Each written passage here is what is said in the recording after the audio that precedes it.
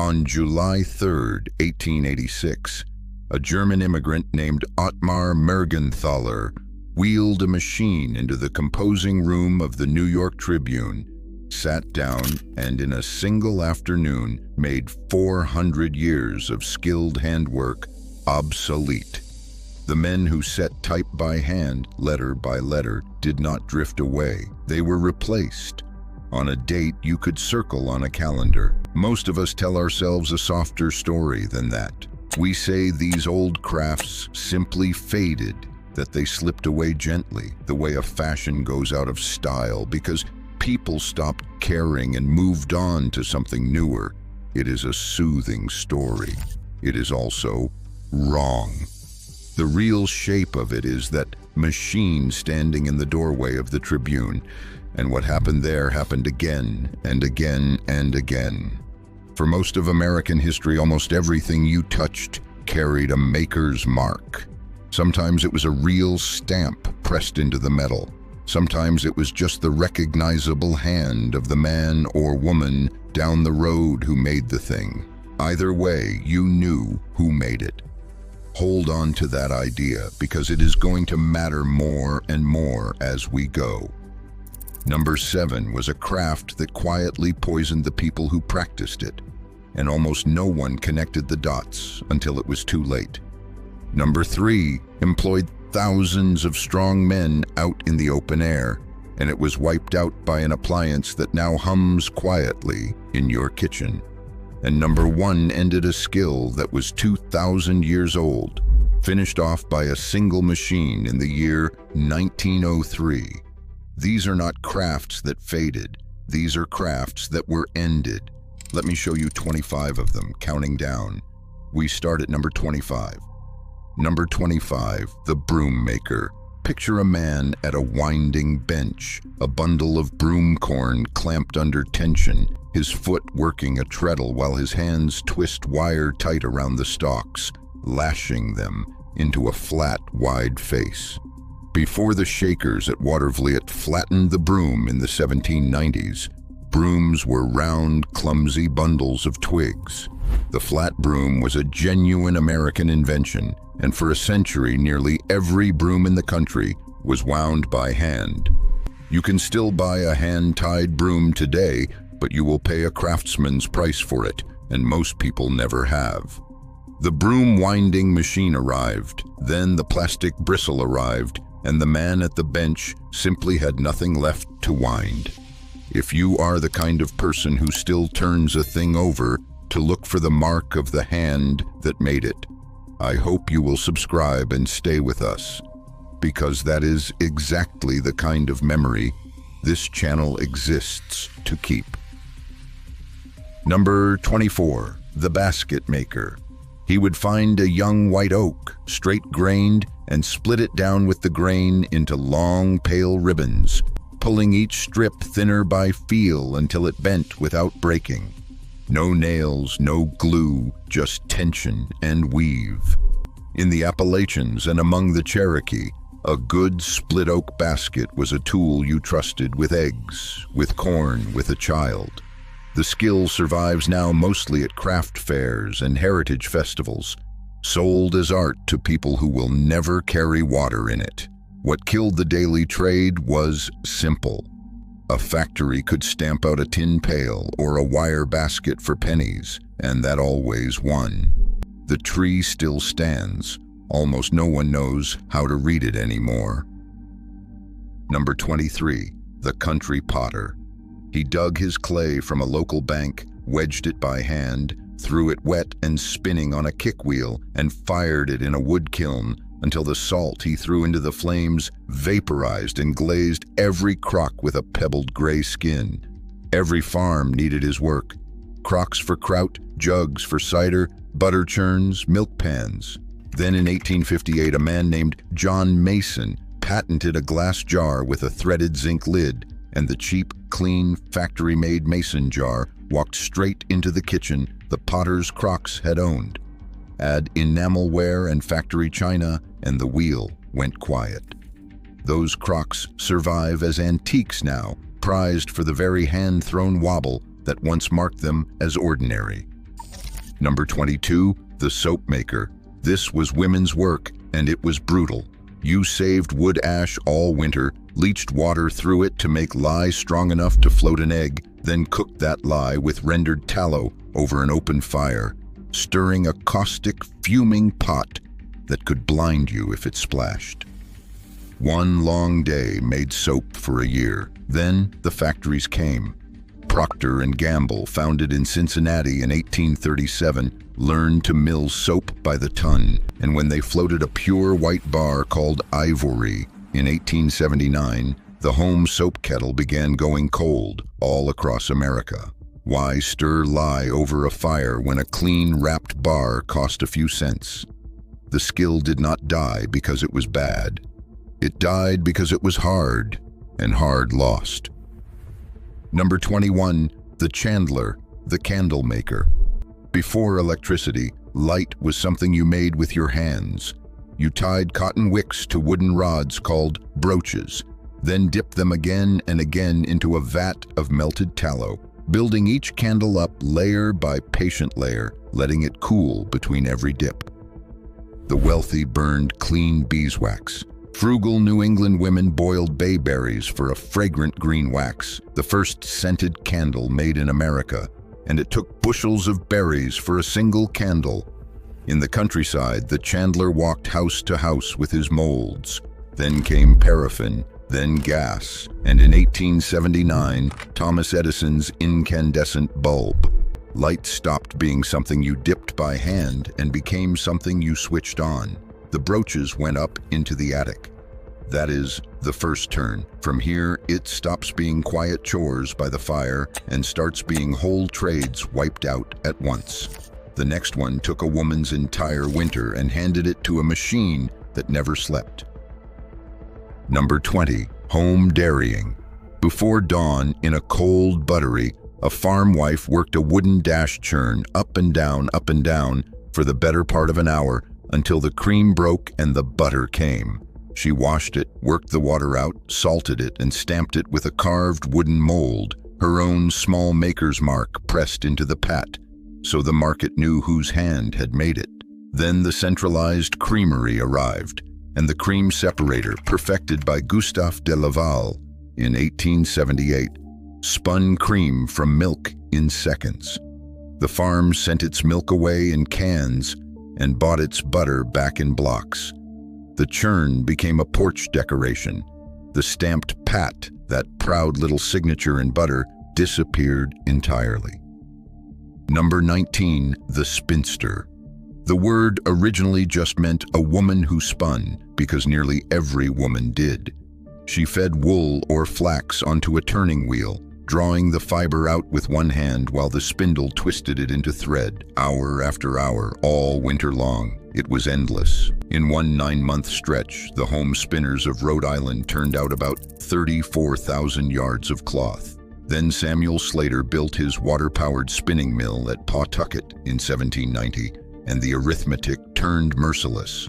By 1855, the women in a single Lowell mill were producing more than 43,000 yards in the same kind of span the whole countryside once managed. The wheel could not compete with the river. It became furniture. Number 18, the handloom weaver. He sat inside a loom that filled a room, throwing the shuttle across the warp, beating each thread tight, building cloth and intricate coverlets one pass at a time. A fine overshot coverlet could take weeks, and it carried the weaver's own patterns, regional, recognizable, a kind of signature worked in wool. Then, in 1814, at Waltham, Massachusetts, the power loom went to work, and one young mill girl tending several machines could outproduce a village of hand weavers.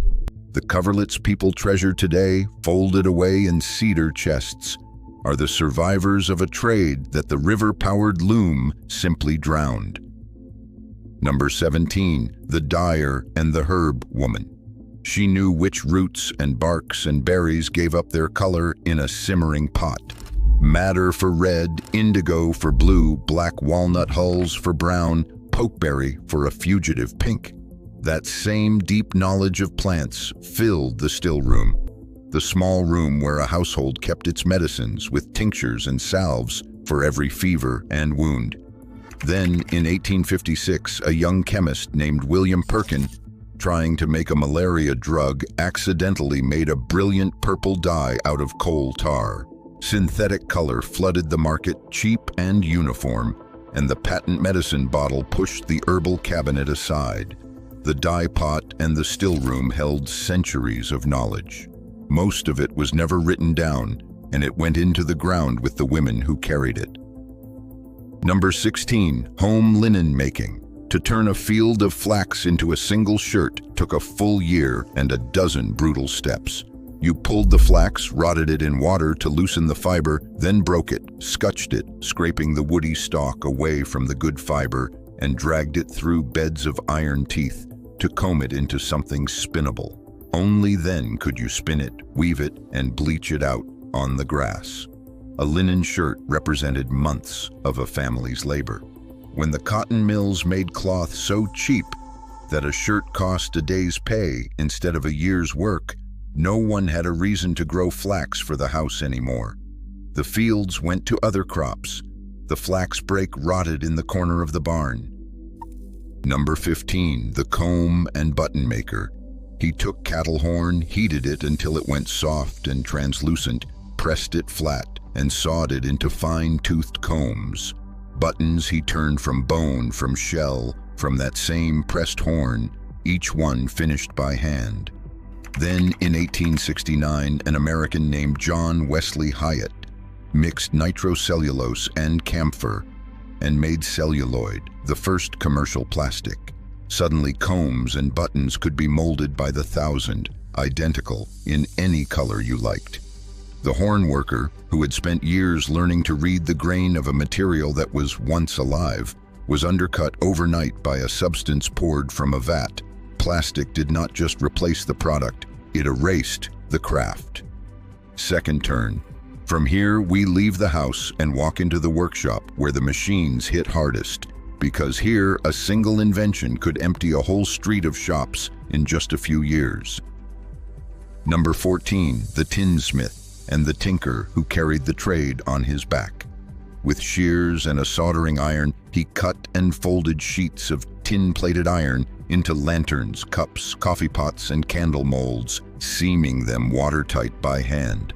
In Berlin, Connecticut, the Pattison family built a whole peddling trade out of it, back in the 1740s, sending tin peddlers across the country with carts of bright ware.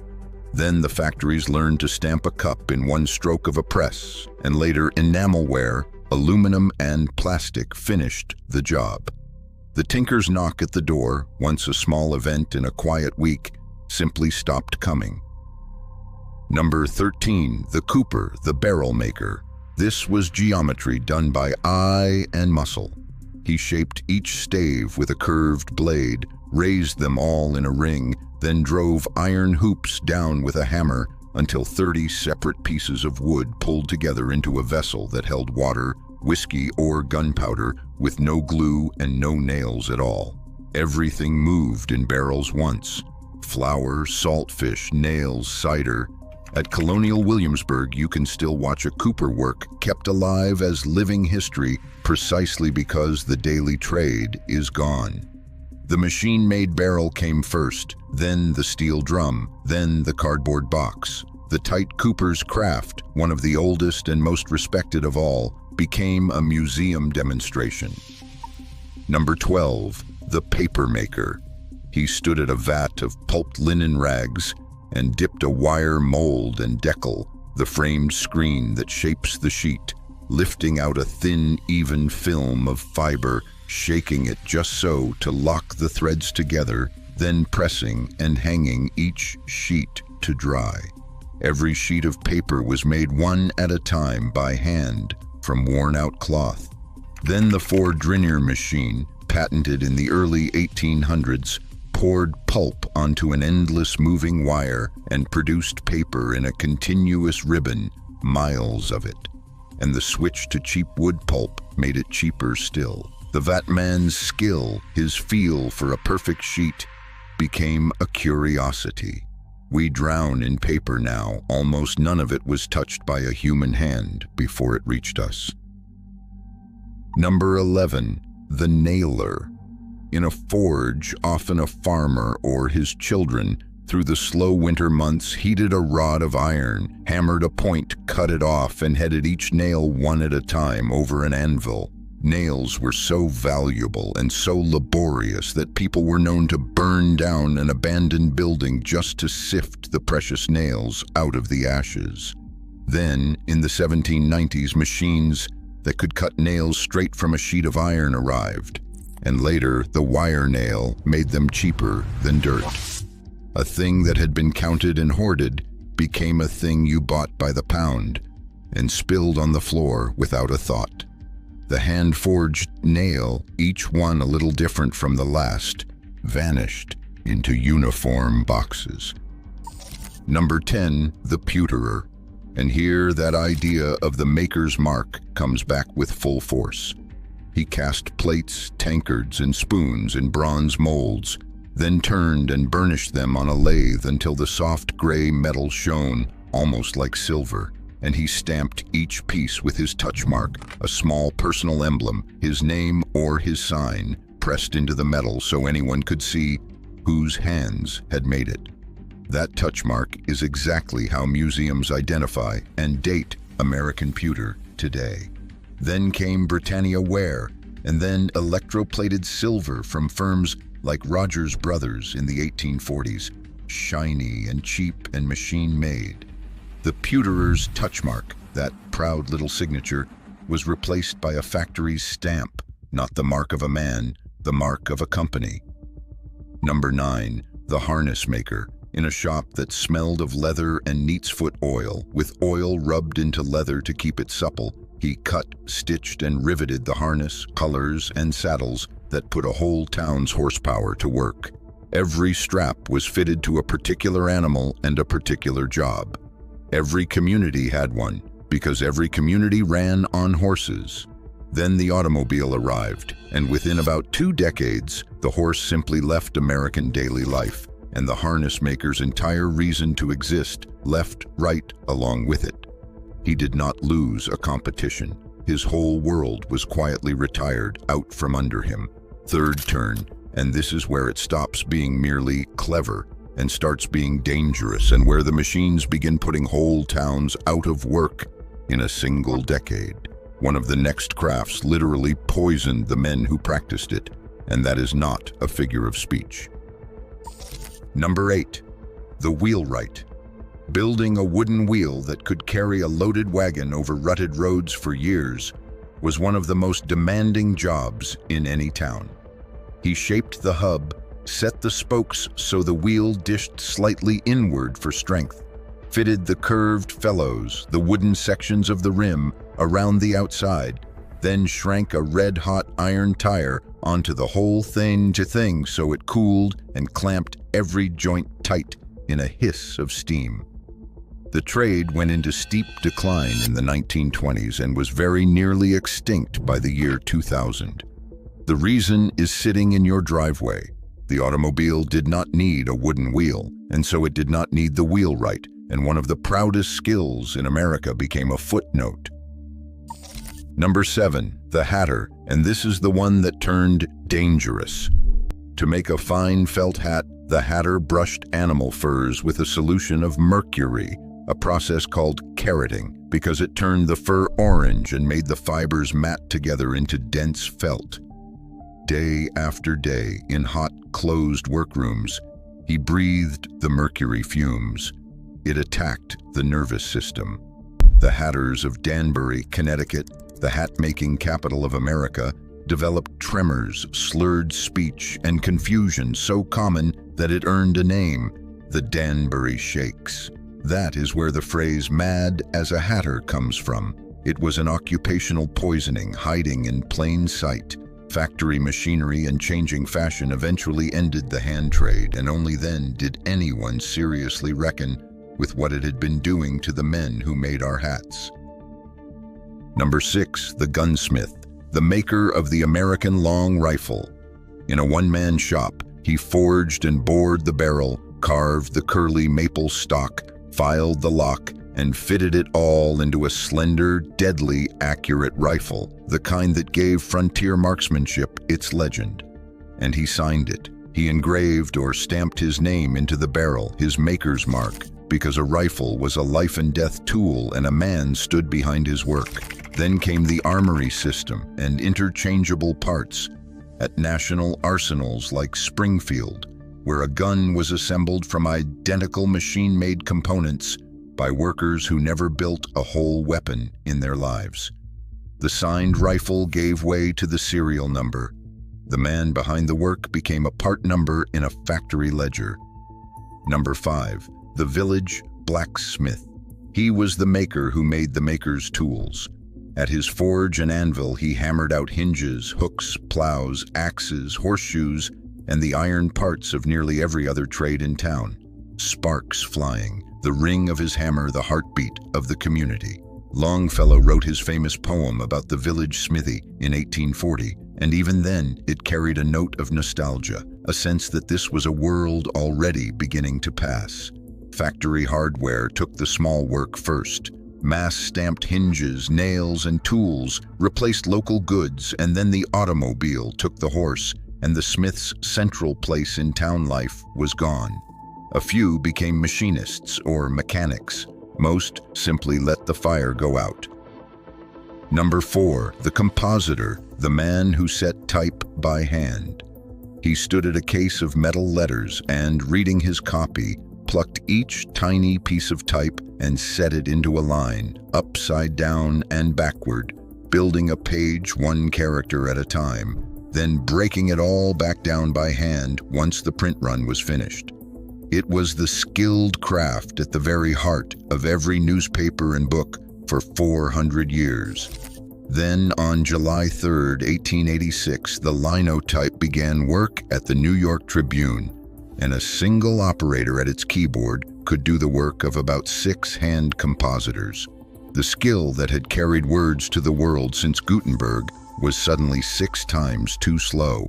The cases of hand type went into storage, and the men who had memorized them went looking for other work. Last turn. The final 3 were not worn down by time. They were ended on dates you could circle by machines whose inventors are named in the record. And the very next one is the most iconic craftsman in all of American memory. Number 3, ice harvesting. The trade I promised you. Thousands of strong men out in the open air, erased by an appliance. Before refrigeration, ice was not made, it was harvested. In the dead of winter, crews marked frozen lakes into a grid, sawed the ice into great blocks, floated them down channels, and packed them in sawdust inside huge ice houses to last all summer. It was a colossal industry. The first official report in 1879 estimated a national harvest of 8 to 10 million tons a year. On Lake Champlain alone, 5,000 men worked the ice. 135 ice houses lined the Hudson River between New York and Albany. And then mechanical refrigeration arrived, and the electric refrigerator walked right into the home, and the entire industry, the icemen, the ice houses, the wagons, the whole frozen empire, melted away inside a single generation. It now hums quietly in your kitchen. Number 2, the cordwainer, the maker of shoes. Not the cobbler who only repaired, but the cordwainer who built a shoe from nothing. He measured your foot, carved a wooden lass to its shape, cut the leather, and stitched the whole thing by hand in a tiny 10-foot workshop, a 10-footer, the kind that still stand in old New England towns. In Natick, Massachusetts, shoemaking was the town. More than 1,000 people made shoes there, and a good workman could earn $6 or $7 in a day, which was real money then. Then in 1858, a sole sewing machine was patented, and the whole business model changed almost overnight. In 1860, 517 Natick shoemakers walked off the job in a great strike, with a young Abraham Lincoln voicing support for the workers. They lost. The machines stayed. The Goodyear welt machine followed in 1875. and the cordwainer's bench, where a shoe had been a personal thing made for your own 2 feet, became a factory line. Number 1, the glassblower, the gaffer, and this is a craft 2,000 years old. He gathered a glob of molten glass on the end of a long iron pipe, and with nothing but his own breath and a slow, practiced turn of the wrist, blew it into a bottle, a bowl, a window pane. Whole teams worked around the master gaffer, and in America that team often included small boys, laboring through the night in furnace heat. It was the way glass had been made since the Romans. Then a man named Michael Owens built a fully automatic bottle machine, and in 1903 it went into production. It made 240 bottles a minute and cut the labor cost of a bottle by about 80%. By 1917, the number of skilled glassblowers in America had been cut in half. The American Society of Mechanical Engineers later called Owens's machine the most significant advance in glass production in over 2,000 years. And it did one more thing. It ended the child labor in the glass houses so completely that the National Child Labor Committee said in 1913 that the machine had done more to stop it than all of their laws ever had. 2,000 years of human breath shaping glass finished by one machine in the space of a few short years. So here is what I want you to take away from all of this. We started with that comfortable story that these crafts simply faded, slipped quietly out of fashion because nobody wanted them anymore. By now you can see how false that is. They did not fade. They were ended, most of them on dateable mornings, by named machines, while people still wanted the things they made. And think about what was actually lost. For most of human history, the objects in your home carried a maker's mark. The touch mark on the pewter, the name on the rifle barrel, the little stamp pressed into a pat of butter, or simply your own knowledge of whose 2 hands had made the thing you were holding. What the factory truly erased was not the object. The object only got cheaper and more plentiful. What it erased was the mark, the proof that one particular person made this one particular thing for you. So go and find something old, a hand-thrown crock, a worn wooden spoon, an old tool at the back of a drawer. Turn it over and look for the mark. Someone you will never meet made that by hand and put their name to it. That is the thing worth remembering. And tell me, down in the comments, if you have something like that in your own home, a tool, a quilt, a piece of furniture passed down through the family that still carries the hand of the person who made it. I would like to hear whose it was and how it came to you. And if you would like to go on remembering these lost trades together, I hope you will subscribe and stay close, because next time we leave the workshop and walk down the main street of a town that no longer quite exists.